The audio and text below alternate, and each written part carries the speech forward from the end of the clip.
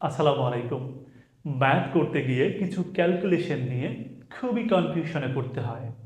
হ্যাঁ প্রিয় শিক্ষার্থীরা, সেই ছোটকাল থেকে বিসিএস অবধি আমরা ম্যাথ করে থাকি এবং এই ম্যাথ করতে গিয়ে অনেক সময় আমরা কিছু ক্যালকুলেশনের ক্ষেত্রে খুবই দ্বিধাদ্বন্দ্বে থাকি, কনফিউশনে থাকি, এক্স্যাক্টলি না বুঝেই উত্তর দিয়ে থাকি। সেই মহা সমস্যার, সেই মহা কনফিউশনের সমাধান হবে ইনশাআল্লাহ আজকে আমাদের এই ভিডিওর মাধ্যমে। তো চলুন সেই কনফিউশনিং ক্যালকুলেশনগুলো আমরা শিখে নেই। প্রথমেই আমরা এই 5a-টাকে বিশ্লেষণ করতে চাই। প্রিয় শিক্ষার্থীরা, 5 ও এর মধ্যে আমরা যে এই 5টাকে দেখতে পাচ্ছি, এইটাকে বলা হয় সহগ বা কোএফিসিয়েন্ট, এবং এই যে এটা দেখতে পাচ্ছেন, এই এটা হচ্ছে চলক বা ভেরিয়েবল, এবং এই দুইটাকে একত্রে বলা হয় টার্ম অথবা পদ। তো এখন এইখানে আমরা দেখতে পাচ্ছি 5a প্লাস 2a। তাহলে এখানে আমরা দেখতে পাচ্ছি আমাদের চলক হচ্ছে এ এবং এ, একই চলক। যোগ বিয়োগের ক্ষেত্রে চলক সেম হলে সহগ যা কিছু হোক, 5 এখানে 2, সহগ কিন্তু ভিন্ন, কিন্তু চলক সেম, এখানেও এইখানেও চলক সেম হইলেই শুধুমাত্র যোগ বিয়োগ করা যায়। তাহলে যোগ বিয়োগের ক্ষেত্রে একই চলক যতগুলো পদই থাকুক না কেন একই চলক বিশিষ্ট, সবগুলোর জন্য একটা চলক লিখে দিবেন। তাহলে এখানে দুইটা পদ রয়েছে, দুইটা পদে এ এ চলক রয়েছে, যতগুলো পদই থাকুক একই চলকের ক্ষেত্রে একটা চলক লিখবেন। এবং 5 এবং 2 এই দুইটা যোগ করবেন, কারণ যোগের ক্ষেত্রে মূলত সহগগুলোই যোগ বিয়োগ হয়, আর চলক তো জাস্ট একটা বসে যায়। তো 5 এবং 2 সহগ দুইটা যেহেতু যোগ করব, তাহলে 5 আর 2 7 হয়। এইখানেও যোগের কাজ প্রিয় শিক্ষার্থীরা। তবে এইখানে আমরা চলক দেখতে পাচ্ছি, এর পিছনে সহগ দেখতে পাচ্ছি না।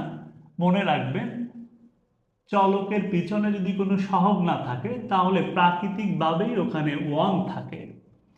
এই চলকটার পিছনেও কোনো সহগ নাই, মানে 1 আছে।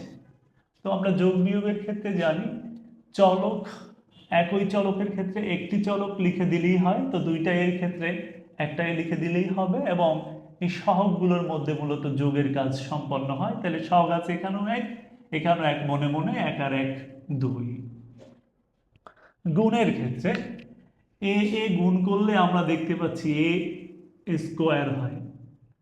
তাহলে গুণের ক্ষেত্রে এইরকম কেন হয় প্রিয় শিক্ষার্থীরা? গুণের ক্ষেত্রে নিয়মটা হচ্ছে এই চলকটা তো এখানে আমরা বেইজ হিসাবে ভাবি গুণের ক্ষেত্রে, এবং যেহেতু এর কোনো পাওয়ার দেখতে পাচ্ছেন না, বেইজের ক্ষেত্রে তো পাওয়ার থাকে, যার কোনো পাওয়ার নাই প্রাকৃতিকভাবেই তার পাওয়ার হচ্ছে 1। অন দেওয়া লাগে না, এটা আমরা অনুমান করে নিই সবসময় প্রাকৃতিকভাবেই। কোনো চলকের সহগ না থাকলে 1, কোনো বেইজ বা ভিত্তির পাওয়ার কিছু না দেওয়া থাকলে 1 থাকে। হ্যাঁ, তাহলে গুণের ক্ষেত্রে যে কাজটা করি আমরা, বেইজ বেইজ যদি সেম হয় বেইজ কমন নিয়ে নেই, এবং পাওয়ারে পাওয়ারে আমরা যোগ করি। তাহলে পাওয়ারে পাওয়ারে যোগ করলে এইটার পাওয়ার মনে মনে অন আছে, এইটার পাওয়ার মনে মনে অন আছে, অন এবং অন যদি যোগ করি তাহলে তো 2 হয়ে যায়, 2 হয়ে যায়। ঠিক একইভাবে এইখানেও তো এই বেইজ বা ভিত্তিটার কোনো পাওয়ার নাই, যেহেতু গুণের ক্ষেত্রে তো পাওয়ার নিয়েই ভাবতে হয়, আর যোগ বিয়োগের ক্ষেত্রে ভাবতে হয় মূলত পূর্ববর্তী যে সহগ থাকে সহগকে নিয়ে, আর গুণের ক্ষেত্রে ভাবতে হয় পাওয়ারকে নিয়ে। তো যেহেতু গুণ, আমরা বেইজ আর পাওয়ার নিয়ে ভাববো গুণের ক্ষেত্রে, আর যোগের ক্ষেত্রে তো আমরা ভাবি সহগকে নিয়ে, এই একটা সহগ এই একটা সহগকে নিয়ে ভাবছি, আর গুণের ক্ষেত্রে ভাববো পাওয়ারকে নিয়ে। তো এটার কোনো পাওয়ার নেই, তাহলে মনে মনে তো আমরা জানি যার পাওয়ার নেই তার প্রাকৃতিকভাবে অন রয়েছে পাওয়ার। সো গুণের ক্ষেত্রে কি করি, বেজ বেজ সমান হলে কমন নেই, আর পাওয়ারে পাওয়ারে আমরা যোগ করে দিই। তাহলে এখানে তো মনে মনে অন আছে, এখানে আছে 4, তাহলে 4 আর 1 যোগ করলে কত হয়, 5। ঠিক তেমনি ভাবে বেজ বেজ সমান, আমরা বেজ কমন নিয়ে একটা বেজ লিখব, এবং গুণের ক্ষেত্রে পাওয়ারে পাওয়ারে যোগ হয়, তাহলে আমাদের মূলত 5 এবং 3 যোগ করলে 8 হবে। এইখানে আমাদের, এইখানে আমরা দেখতে পাচ্ছি চলক তো এ এখানেও চলক এ, গুণের ক্ষেত্রে তো চলকের পাওয়ারে পাওয়ারে যোগ হয়, তাহলে এটার পাওয়ার 1 এটার পাওয়ার 1। তো দুইটা চলক বা দুইটা বেইজের ক্ষেত্রে যেহেতু দুইটা বেইজই সমান, একটা বেইজ লিখলেই হবে। আর পাওয়ারে পাওয়ারে তো যোগ হয়, তাহলে 1 আর 1 2 হবে। আর এই যে আমাদের সহগ রয়েছে, সহগে স্বাভাবিক নিয়মে গুণ হবে, 5 দুগুণে 10। তাইলে আমাদের রেজাল্ট হলো 10a²।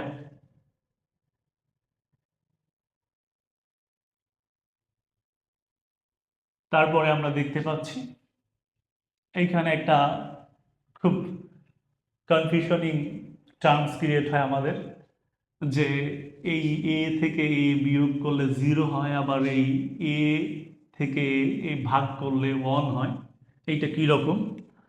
আসলে বিষয়টা হচ্ছে, যোগ বিয়োগের ক্ষেত্রে তো আপনারা জানেন চলক ও সহগ নিয়ে আমরা কাজ করি, যেখানে এর পিছনে কোনো সহগ নেই, মানে মনে মনে অন আছে, এই এর পিছনে কোনো সহগ নেই, মনে মনে অন আছে।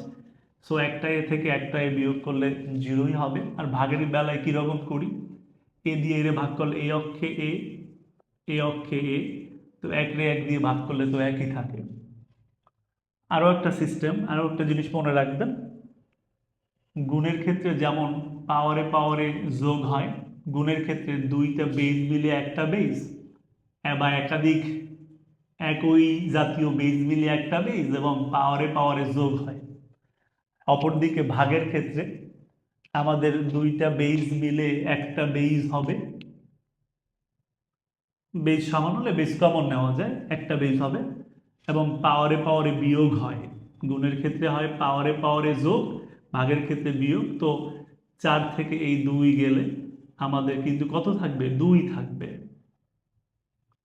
এইখানে যেরকম সম্পর্ক, এইখানেও ঠিক কিন্তু সেভাবেই সম্পর্ক, এখানেও ভাগ এখানেও ভাগ, বাট উপস্থাপনাটা 2 রকম আর কি। সো আপনারা জানেনই তো, ভাগের ক্ষেত্রে বেজ সেম থাকলে একটা বেজ হবে, এবং পাওয়ারে পাওয়ারে বিয়োগ হয়, 6 দিয়ে 2 গেলে 4 থাকে। এবং এরকম যদি অবস্থান দেখতে পান, একটা বেজ, সেইটার উপরে পাওয়ার, তার উপরে আবার একটা পাওয়ার, তো পাওয়ারে পাওয়ার এক্ষেত্রে গুণ হয়, তাহলে পাওয়ারে পাওয়ারে কি হয় এক্ষেত্রে? গুণ। 3 4 12। এখানে দেখতে পাচ্ছি আমরা এর পাওয়ার 0। প্রিয় শিক্ষার্থীরা মনে রাখবেন, any to the power 0 equal 1। অর্থাৎ এ 10 20 25 500 1000 5 লাখ 10 লাখ যেই বেইজ হোক না কেন, তার পাওয়ার যদি 0 হয় ইকুয়াল 1 হবে। প্রিয় শিক্ষার্থীরা, যোগ বিয়োগের ক্ষেত্রে আমরা খুবই সমস্যায় পড়ি। কখনো দেখি সাইন কোনটা বসে বুঝতে পারি না, কখনো দেখি যোগ হয় বিয়োগ হয়, কখন কি হয় কিছুই বুঝি না। সো এক্ষেত্রে মনে রাখবেন যে সাইন নির্ধারিত হয় বড় সংখ্যাটার সাইন অনুযায়ী। যোগ বিয়োগের ক্ষেত্রে আমরা অনেক সময় এরকম লিখি না, যে মাইনাসে মাইনাসে প্লাস, প্লাসে মাইনাসে মাইনাস। এটা কখন প্রিয় শিক্ষার্থীরা? গুণের ক্ষেত্রে। গুণ ভাগের ক্ষেত্রে সাইন এরকম মাইনাসে মাইনাসে পরিবর্তন হয়ে প্লাস হয়ে যায়, এই প্লাসে মাইনাসে মাইনাস হয়ে যায়, এভাবে সাইন পরিবর্তন হয়। কিন্তু যোগ বিয়োগের ক্ষেত্রে কখনো সাইন পরিবর্তন হবে না। সাইন বলতে সবসময় বড় সংখ্যাটার সাইন অনুযায়ী। যেমন এই দুইটার মধ্যে বড় সংখ্যাটা হচ্ছে 5, 5-এর সাইন মাইনাস, এইখানে মাইনাস। এই দুইটা সংখ্যার মধ্যে বড় সংখ্যা হচ্ছে 5, এটার পিছনে যদিও কোনো চিহ্ন নাই, আমরা জানি কোনো সংখ্যার পিছনে কোনো চিহ্ন না থাকলে প্রাকৃতিকভাবেই প্লাস বিরাজমান থাকে। তাহলে এখানে বড় সংখ্যার সাইন কিন্তু সে অনুযায়ী প্লাস, সো প্লাস হবে। এই দুইটার মধ্যে বড় সংখ্যাকে 5, 5-এর সাইন কিন্তু মাইনাস, সো এখানে মাইনাস হবে। কারণ যোগ বিয়োগের ক্ষেত্রে তো বড় সংখ্যাটার অনুযায়ী সাইন নির্ধারিত হয়। এই দুইটার মধ্যে বড় সংখ্যাটার সাইন হচ্ছে প্লাস, তাহলে আমাদের এখানে অবভিয়াসলি সাইন প্লাসেরই হবে। অর্থাৎ যোগ বিয়োগের ক্ষেত্রে কখনো সাইন পরিবর্তন হয় না, সাইন নির্ধারিত হয় বড় সংখ্যাটার বড় সংখ্যাটার বড় সংখ্যাটার সাইন অনুযায়ী। তবে কাজের ক্ষেত্রে, কাজ বলতে বুঝাইছি, যেমন 5 আর 3 যোগ করলে 8 হয়, এই যে 5 আর 3 যোগ করে 8 বানাইলাম, এটাকে আমি বলি কাজ। কাজের ক্ষেত্রে একই ধর্মী সাইন হইলে প্লাস, ভিন্ন ধর্মী সাইন হইলে মাইনাস। তাহলে এইটার সাইনও প্লাস, এইটার সাইনও প্লাস। কাজের ক্ষেত্রে যোগের কাজটা করতে হইবে 5 আর 3 8, এইটার সাইন মাইনাস, এইটার সাইন মাইনাস, একই ধর্মী সাইন। কাজের ক্ষেত্রে একই ধর্মী সাইন হলে যোগ করতে হয়, তাহলে 5 আর 3 যোগ করলে 8 হয়। এই 5 6 7 8, এই যে যোগের কাজটা করলাম, এই কাজের ক্ষেত্রে একই দৈর্ঘ্য সাইনের যোগ হয়, তাহলে এইটার সাইনও মাইনাস, এইটার সাইনও মাইনাস, 5 আর 3 8 হবে। এইটার সাইন মাইনাস, এইটার সাইন প্লাস, ভিন্নধর্মী সাইন বা বিপরীত সাইন, তো বিয়োগ হবে। তো 5 থেকে 3 গেলে 2 থাকে। এখানেও ভিন্নধর্মী সাইন, কাজের ক্ষেত্রে ভিন্নধর্মী সাইন হলে তো বিয়োগ হয়, তো 5 থেকে 3 গেলে 2 থাকে। তো কি বুঝলাম, একই ধর্মী সাইন হইলে কাজের ক্ষেত্রে যোগ করতে হয়, যেমন এইটাও মাইনাস, এইটাও মাইনাস, 5 আর 3 8, এইটাও প্লাস, এইটাও প্লাস, একই ধর্মী সাইন 5 আর 3 8, এইটা মাইনাস, এইটা প্লাস, ভিন্নধর্মী সাইন 5 দিয়ে 3 গেলে 2 থাকবে, বিয়োগ হবে। এইটা প্লাস, এইটা মাইনাস, ভিন্নধর্মী সাইন বিয়োগ হবে, কাজের ক্ষেত্রে 5 থেকে 3 গেলে 2 থাকে। তবে সাইন কিন্তু বসছে কোন অনুযায়ী, বড় সংখ্যার অনুযায়ী, বড় সংখ্যার সাইন মাইনাস মাইনাস, বড় সংখ্যার সাইন প্লাস প্লাস, বড় সংখ্যার সাইন মাইনাস মাইনাস, বড় সংখ্যার সাইন প্লাস প্লাস। আশা করছি এই সকল কনফিউশনগুলো আপনাদের দূর হয়ে গেছে আল্লাহর রহমতে। প্রিয় শিক্ষার্থীরা, রিমন্স এডুকেয়ার থেকে আমি রিমন্স স্যার বিগত 14 বছর যাবত বরিশাল সহ সারা বাংলাদেশে অনলাইন এবং অফলাইন প্ল্যাটফর্মের মাধ্যমে বিবিএ এবং এমবিএ শিক্ষার্থীদের সকল গাণিতিক বিষয়ের উপর পাঠদান করিয়ে আসছি।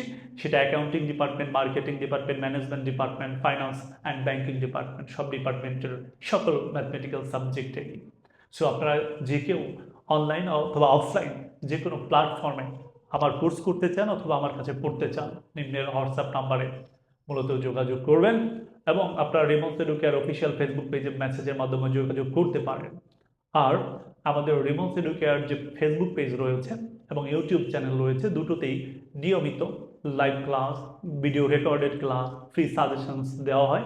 সো আপনারা আমাদের ইউটিউব চ্যানেলটি সাবস্ক্রাইব করে রাখবেন এবং ফেসবুক পেজটি ফলো দিয়ে রাখবেন নিয়মিত আপডেট পেতে। সবাই ভালো থাকবেন, সুস্থ থাকবেন। আসসালামু আলাইকুম।